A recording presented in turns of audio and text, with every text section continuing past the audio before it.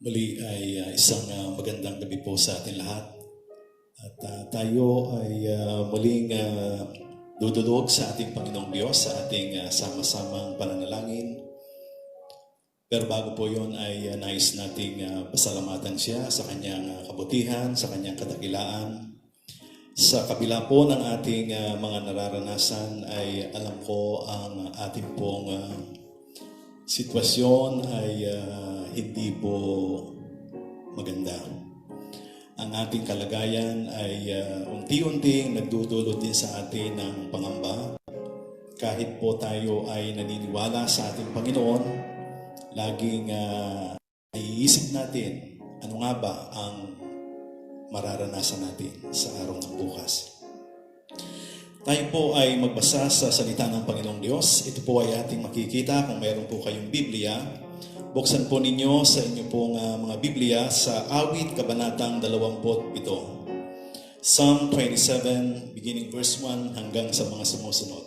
Awit, Kabanatang 27, ang talata po ay 1 hanggang sa mga sumusunod.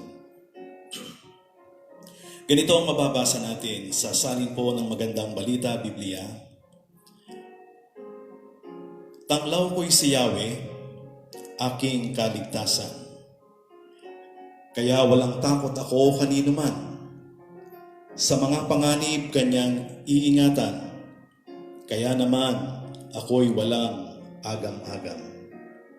Kung ang aking buhay ay pagtatangkaan, niyong masasama, sila'y mabubuwal. Kahit salakayin ako ng kaaway, magtitiwala rin ako sa may kapal. Isang bagay lamang ang aking mithiin, isang bagay itong kay Yahweh hiniling.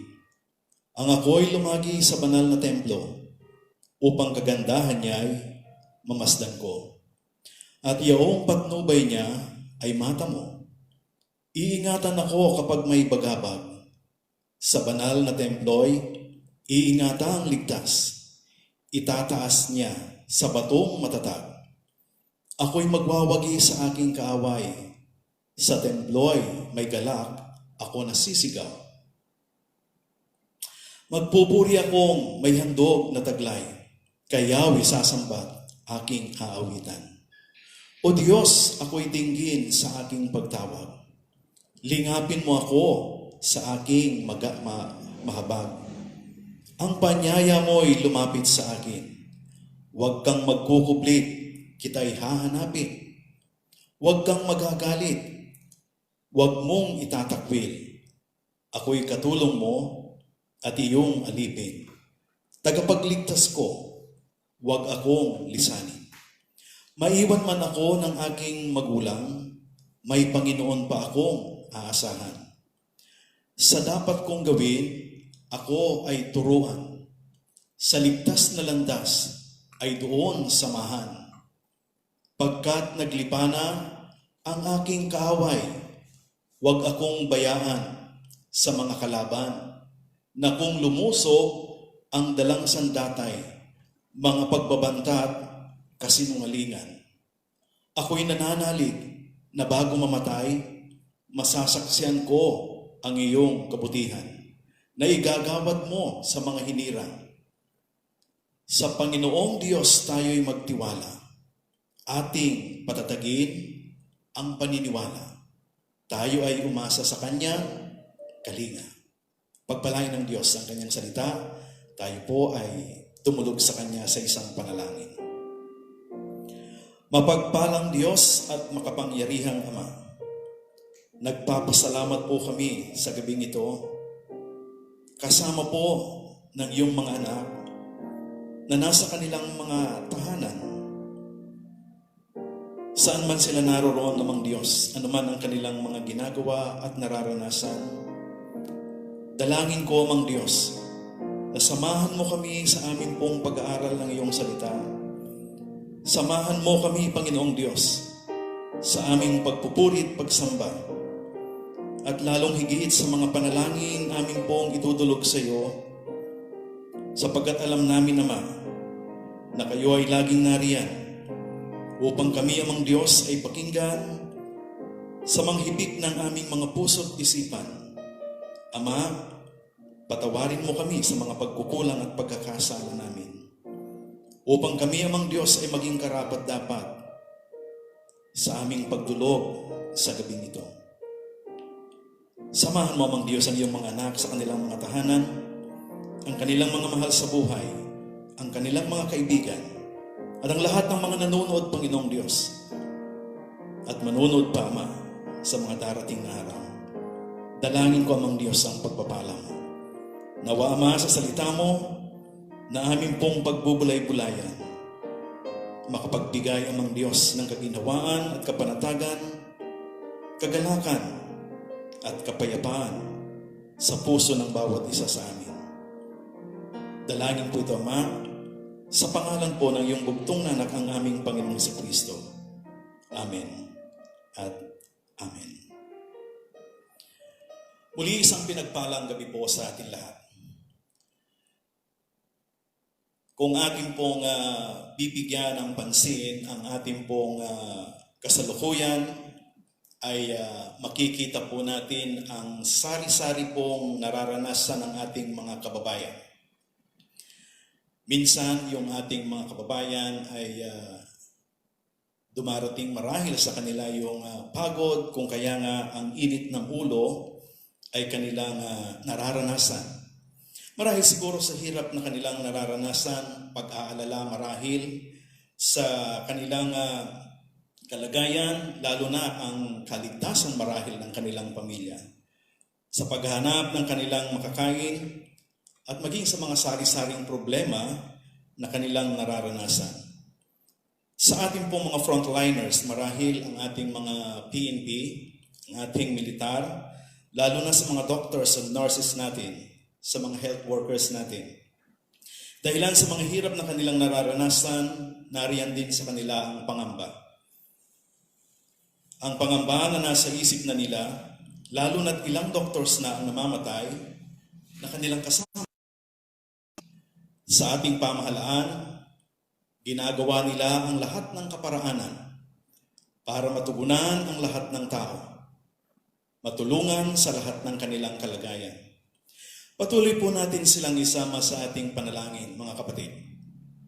Bilang isang mananampalataya, bilang isang Kristiyano, ay kailangan nating patuloy natin silang idulog sa ating Panginoon. Subalit may mga katanungan din marahil sa atin bilang isang mananampalataya. Nais kong tanungin kayo, kumusta na po ang ating pong kalagayan? Kumusta po ang inyong pananampalataya? Nais kong itanong sa inyo ang ganito. Alin po ba ang naghahari sa ating mga puso sa kasalukuyan? Ito po ba ay takot? O ito po ay pananampalataya? Sino po bang hindi natatakot sa ating sitwasyon? Sino bang hindi nangangamba sa ating pong mga kalagayang nakikita natin sa ating paligid? Kung ang ating paligid ay ating pong minamasdan, marahil siguro iniisip natin saan nga papatungo ang sitwasyong tulad nating nararanasan. Sa iba't ibang dako marahil ng mundo, alam natin at alam ninyo kung ano ang nararanasan nila. Huwag na ba mangyari sa atin bilang bansa sa Pilipinas ang nararanasan ng ilan sa mga bansa, sapagkat tayo po ay hindi malaking bansa tulad nila. Kung kaya nga, ano ba ang nararanasan natin? Takot o pananampalataya? Subalit kung tayo po ay nananahan sa takot, hindi po ito maganda. Sabi ng isang Kristiyanong manunulat, sa salinang Ingles, fear makes a world smaller. Ang takot daw ay nagpapaliit ng ating mundo. Habang tayo ay nananahan sa takot, nalilimitahan ito ang ating mga gawain. Sa aklat na The Strong and the Weak, sinabi ni Paul Turner, and I quote, "All of us have reservoir of full potential, vast areas of great satisfaction, but the roads that lead to those reservoirs are guarded by the dragon of fear.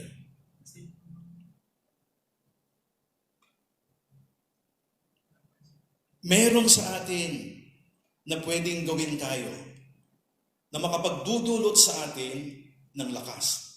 Subalit ang daraanan natin neto ay isang daan na kung saan marami tayong mararanasan takot sa buhay.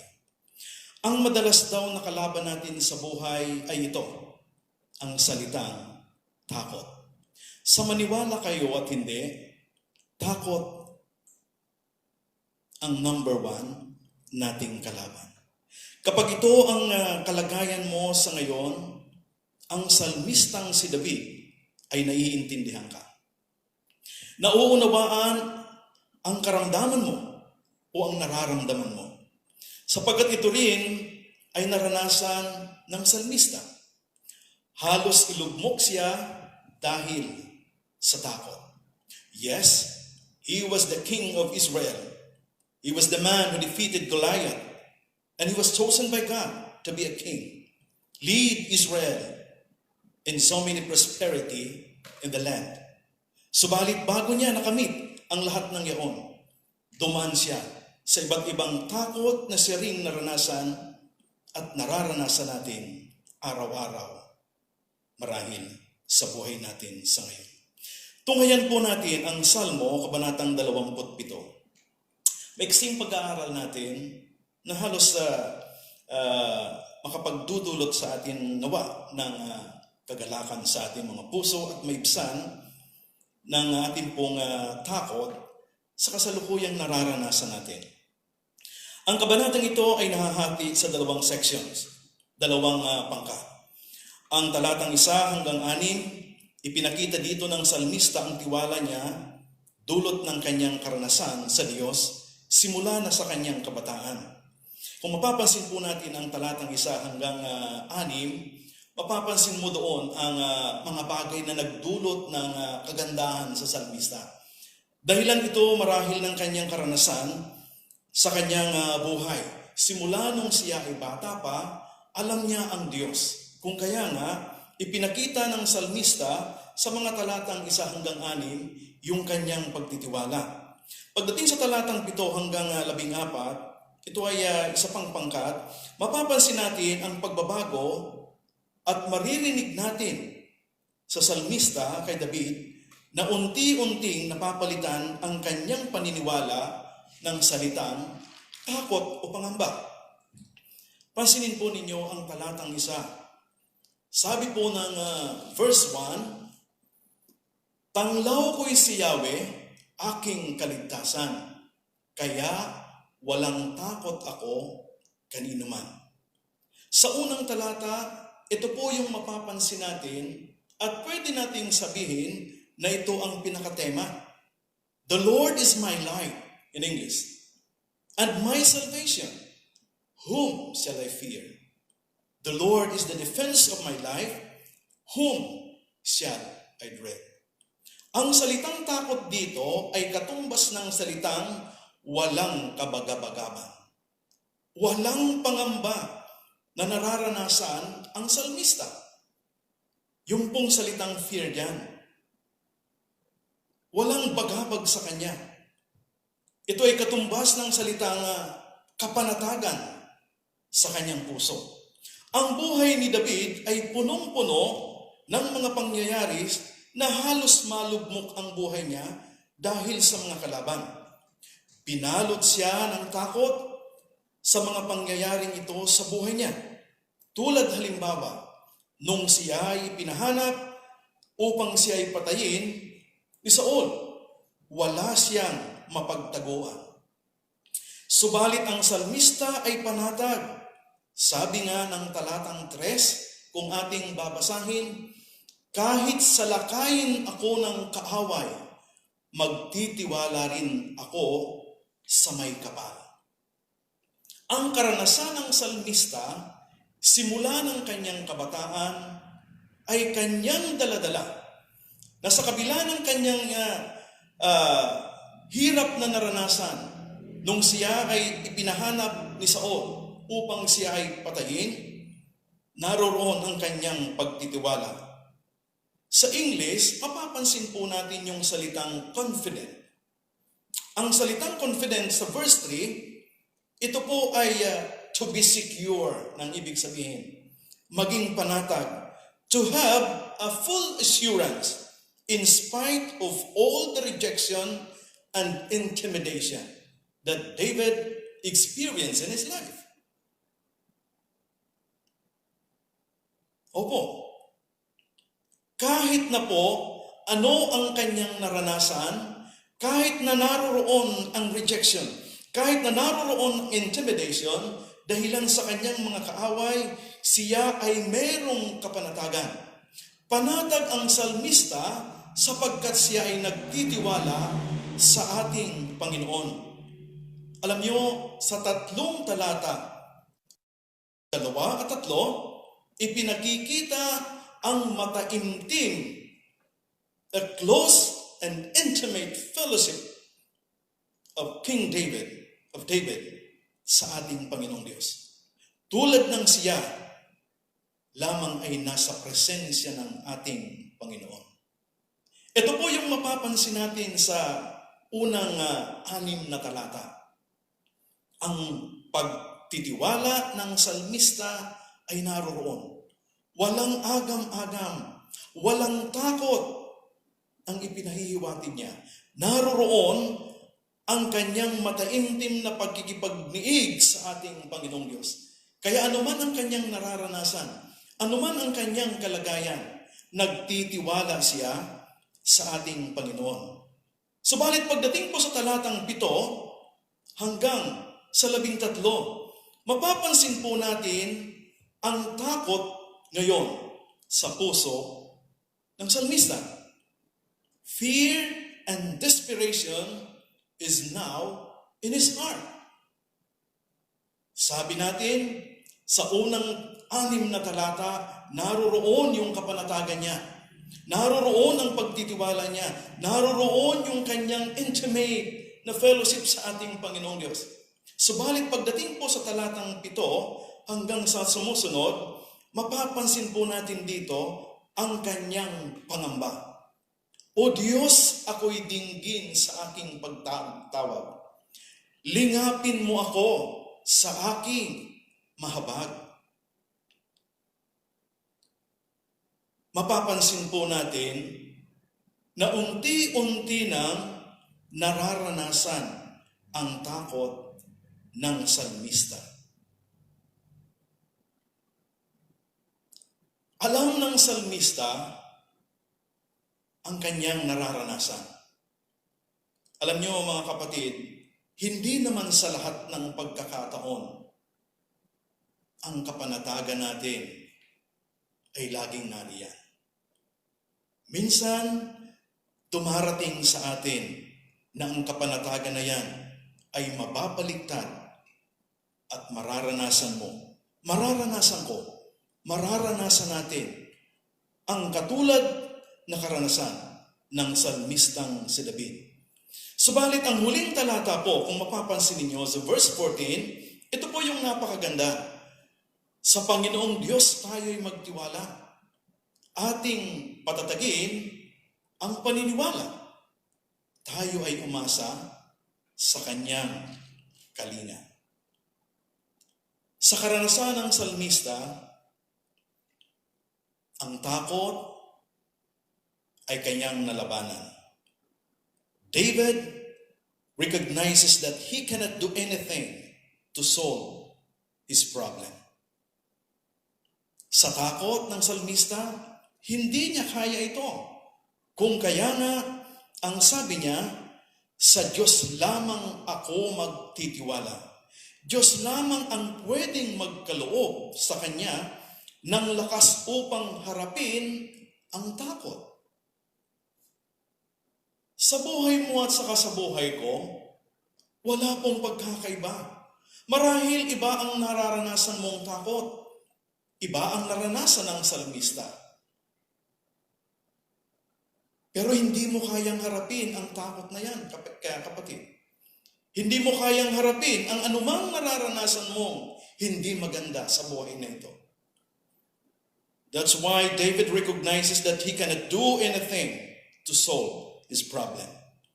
Diyos lamang ang pwedeng magkaloob sa kanya ng lakas upang harapin ang takot sa kanya.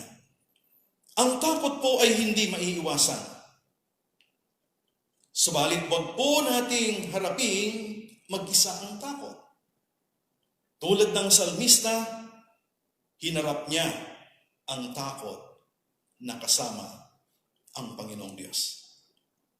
Ilan sa mga practical na advice kapag dumarating sa atin po ang takot. Kapag ikaw ay nasa ganitong kalagayan, ano ang mga dapat nating gawin? Una, kapag ikaw ay natatakot, you acknowledge it. Tanggapin mo. Wala pong tao na wala pong takot sa kanya. Kapag dumarating po ang mga panahon ng panganib, imposible po na hindi tayo matatakot. Tanggapin natin. Huwag kang magtapang-tapangan. Ang ibig sabihin diyan. Acknowledge it. Express your fears to God. Sabihin mo, Lord, natatakot po ako. Sabihin mo sa Kanya ang takot mo. At kapag tinanggap mo na ang takot, italaga mo ito sa Panginoong Diyos. Kapag ito ay in-acknowledge mo, Lord, meron akong takot. Idulog mo ito. Ibigay mo ito. Hand your fears to God. Hindi lamang yung tinanggap mo na ikaw ay natatakot. Bagkus, ang sabi niya, italaga mo ito sa ating Panginoon. Ang salmista ay ganun ang kanyang ginawa. Nung siya ay natatakot, ang sabi niya, sa Diyos ako magtitiwala. Pangatlo, hindi lamang yung tanggapin natin. Hindi lamang po yung italaga natin sa Diyos. Labanan po natin ang takot. Resist them. Labanan mo ang takot. Hindi mo kayang gawin ang paglaban sa ating takot at pagkatakot. Kasama mo ang Panginoong Diyos sa pakikipaglaban. Si David, nung naranasan niya ang takot, wala siyang magagawa sa kanyang sarili. Kung kaya nga, ang sabi ng banal na kasulatan, ilinapit niya ang kanyang kalagayan. Matapos na tanggapin mo na may takot ka, italaga mo ito sa ating Panginoong Diyos. Labanan mo ang takot. At ang pang-apat,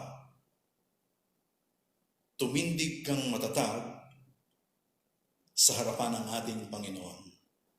At habang ang Diyos ang nag-iingat sa atin, pwede mong sabihin, sa anumang bagay, sa Diyos ako magtitiwala at ang takot na aking nararanasan ay kaya kong harapin. Kapatid, takot ba o pananampalataya? Takot ba o pananampalataya? Opo, natatakot tayo. Pero huwag kang manangan sa takot. Sapagkat ang takot, sabi nga natin, nagpapaliit ito ng ating ginagalawan sa mundo. Ibigay mo ang takot mo sa Panginoong Diyos. Magtiwala ka sa Kanya at papawiin niya ang takot mo. Tayo manalangin. Ama naming Diyos na makapangyarihan sa lahat, na lumalang ng langit at ng lupa, Diyos na makapangyarihan, Diyos na mapagmahal, Diyos na nagliligtas. Maraming salamat po, Panginoon. Ang karanasan ng salmistang si David, marahil ay karanasan din ng bawat anak mo amang Diyos na nakikinig at nanunood sa oras na ito. Karanasan din ng bawat taong naghahanap ng kapanatagan sa kanilang mga kalagayan. Maraming salamat po sapagkat ang salmistang si David ay hinarap niya ang takot sa lakas na ipinagkaloob mo sa kanya. Sa tiwala niya sa iyo, Panginoong Diyos. Amang banal, anuman ang kalagayan ng iyong mga anak sa oras na ito, tulungan mo, Panginoon, sila. Iahon sa takot amang Diyos na kanilang nararanasan. Takot marahil sa kanilang pamilya, kung ano ang mararanasan. Takot marahil sa mga pangangailangan. Anumang klaseng takot, Panginoong Diyos. Iahon mo amang Diyos at panatagin ang kanilang puso't isipan sapagkat meron kaming Diyos na katulad mo na hindi nagbabago mula noon hanggang ngayon. Maraming salamat sa iyong presensya, Panginoon, sa kapangyarihan ng banal na Espiritu na siyang nagkakaloob amang Diyos ng kapanatagan sa amin. Naway maranasan ng bawat nanunood at nakikinig ang tunay na kapanatagan. Pagpalain niyo amang Diyos ang bawat isa. Naway maranasan nila sa buhay nila ang aming Panginoong Jesucristo na siyang namatay sa krus ng Kalbaryo para sa kanilang mga kasalanan, para sa aking mga kasalanan, at maibsan ang takot at mapalitan ito amang Diyos ng kapayapaan sa kanilang buhay. Maraming pong salamat. Ito po ang aming panalangin sa pangalan mo, Panginoong Jesus. Amen at amen. Nawa ang takot ay pinawin ng Panginoong Diyos sa kapangyarihan ng banal na Espiritu sa buhay ninyo. Tayo ngayon ay darako sa ating pong mga panalangin. Alam ko kayo ay mayroon pong panalangin din sa inyong kanya-kanyang tahanan at bahay. Samahan po ninyo ako sa mga pangunahing dapat nating idulog sa ating pong kasalukuyang kalagayan. Unang-una po ay isama natin sa panalangin ang ating pong pamahalaan, ang kanilang ginagawa para po sa ating mga kababayan. Nawa ang Diyos ay patuloy na magkaloob ng karunungan, lalo na po sa ating mahal na Pangulo. Ang lahat po ng ahensya ng pamahalaan ay maranasan ang patnubay at gabay ng ating Panginoong Jesus. Tayo po ay manalangin. Sabay-sabay tayong tumulog sa Kanya at samahan ninyo ako sa panalangin. Panginoon, sa oras na ito, kami po ay dumudulog sa iyo at aming itinataas ang aming pong pamahalaan. Ang aming pong mahal na Pangulo amang Diyos sa Kanya pong pamumuno at pangunguna sa aming pong bansa. Batid namin amang Diyos ang pagod ng Kanya po nararanasan. Batid namin amang Diyos ang panghihina niya marahil, Panginoong Diyos, dahilan sa araw-araw na Kanyang ginagawa. Ang aming panalangin amang Diyos, nawa ay dulutan mo siya ng ibayong lakas, Panginoon. Karunungan upang magampanan ang responsibilidad at matugunan ang lahat ng suliranin namang Diyos at pangangailangan sa aming bansa sa panahong tulad na ito. Kasama sa aming panalangin namang Diyos ang Philippine National Police, ang Armed Forces of the Philippines, Lord, upang magkaroon namang Diyos ng kapayapaan ang aming pong paligid.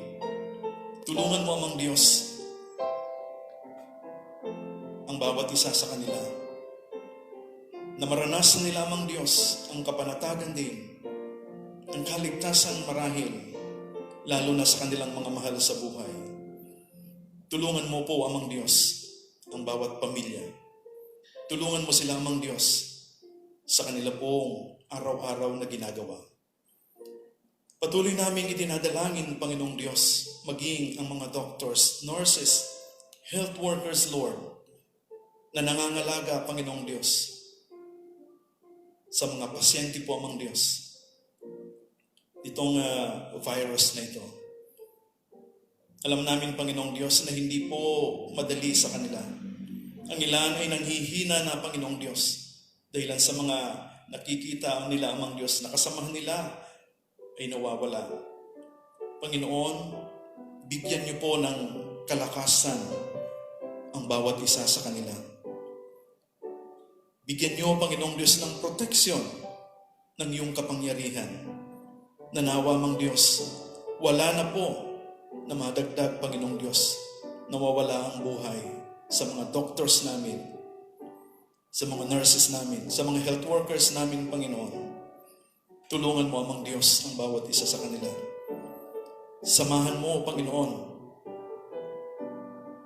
sa kanilang araw-araw na pagtatrabaho.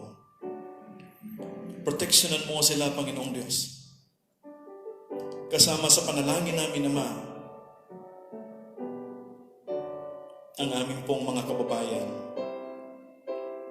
Dalangin ko po, amang Diyos,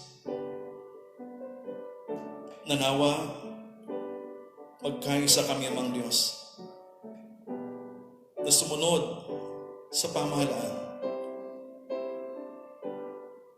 sumunod sa patakaran. Ito po ay para sa amin.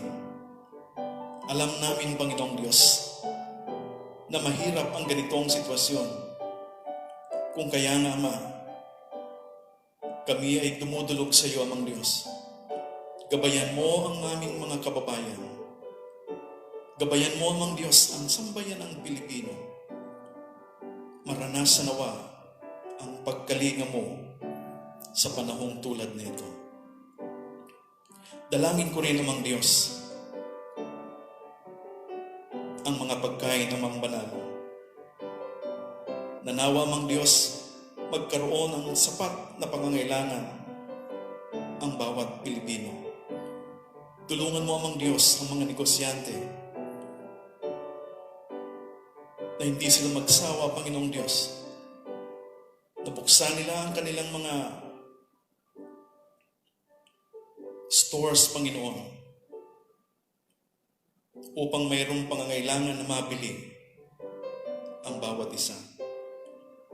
Pangunahan mo, amang Diyos, ang bawat Pilipino. Dalangin ko, amang Diyos, ang iyong patuloy na pangunguna. Lalo na po, Ama, sa bayan namin ng Bamban. Tulungan mo ang aming pamunuan. Tulungan mo ang mga health workers, Lord. Tulungan mo ang Panginoong Diyos, ang police forces, Lord. Tulungan mo, amang Diyos, ang mga barangay tanods, Lord. Ang aming mahal na mayor, vice mayor, ang mga sanggunihan namin, Panginoong Diyos, ng bayan.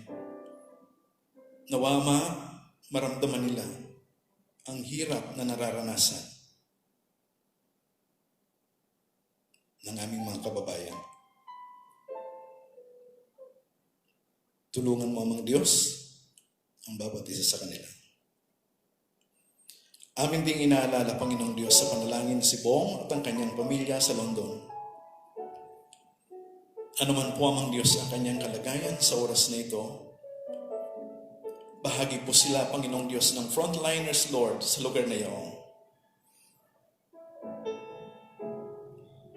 Dalangin po namin ang protection mo, Panginoong Diyos, sa kanila. Gabayan mo, Panginoon, si Brother Bong. Lahat ng mga mahal namin sa buhay, Lord, ang aming panalangin ay maranasan nila ang pag-iingat mo. Si Pearly, Lord, sa Iloilo, tulungan mo rin siya. Ingatan, Panginoon. Ang mga mahal namin sa buhay, Lord, saan man sila naroroon, gabayan mo, Panginoong Diyos. Ang mga nanonood, Panginoong Diyos, sa oras na ito, nakikinig, Ama, at kabahagi sa panalangin. Sa bawat pamilya, maranasan nila, amang Diyos, ang protection. Maranasan nila, Ama, ang pag-iingat mo. Maraming salamat sapagkat may Diyos kami na katulad mo. isang Diyos na makapangyarihan na pwede naming lapitan sa anumang panahon at kalagayan ng buhay namin. Salamat po. Maraming salamat. Hindi takot, Ama, kung hindi pananampalataya ang hangarin namin sa pagkakataong ito. Tulungan mo kami, gabayan, sa ngalan mo, Panginoong Hesus. Amen at Amen. Pagpalain kayo ng Panginoon hanggang sa mga susunod natin pong pananalangin. God bless po.